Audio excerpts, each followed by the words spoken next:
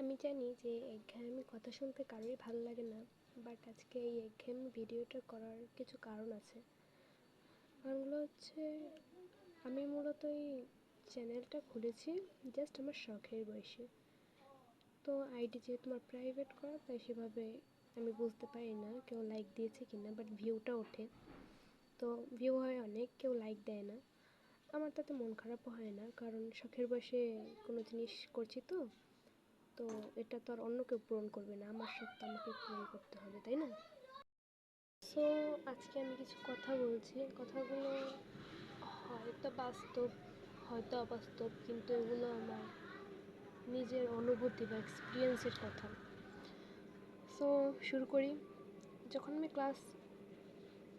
মানে মাধ্যমিকে যখন ভর্তি হয়েছিলাম, ক্লাস 6-এ উঠেছিলাম, তো তখন আমার মানে একটা ছিল যে এই পরীক্ষার রেজাল্ট ভালো হলে পরের ক্লাসে আমি 7 উঠবো, তারপরের ক্লাসে আমি 8 উঠবো, তারপরের ক্লাসে আমি 9 উঠবো, তারপর ক্লাসে 10 উঠবো, মানে এভাবে ধাপে ধাপে আমি এগোবো।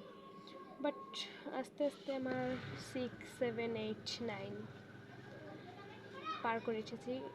10-এ উঠলাম, তাও প্রায় 8 মাস হয়ে গেল, আর মাত্র কয়েক মাস বাকি। তো এক একটা অধ্যায় তো শেষ হয়, সেরকমই স্কুল জীবনটা একটা অধ্যায়। কিন্তু স্কুলটাকে বিদায় জানানোর দিনটা এগিয়ে আসছে, এটা ভাবতেই বুকের ভিতর আটকে উঠছে। বিয়ে কবে হবে জানি না, তবে আমাদের স্কুল লাইফ থেকে কলেজ লাইফে ওঠাটা যেন শ্বশুর বাড়ি থেকে বাপের বাড়ি যাওয়ার মতো।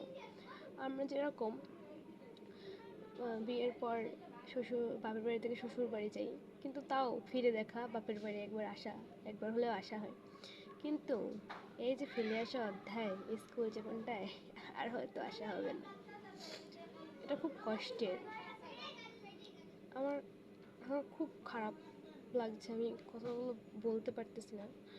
যে আমরা যারা বলতাম যে 8-এর পরে 9 উঠবো, 9-এর পর 10 উঠবো, তারা এখন আমরা বলবো যে আমরা পরীক্ষা দিয়ে কলেজে ভর্তি হবো, স্কুলটাকে ছেড়ে চলে যাবো। মানে ভাবতেই কেমন লাগছে।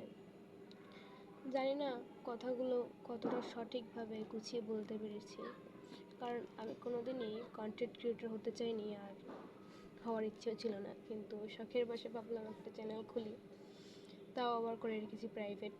কি আর করি বলো?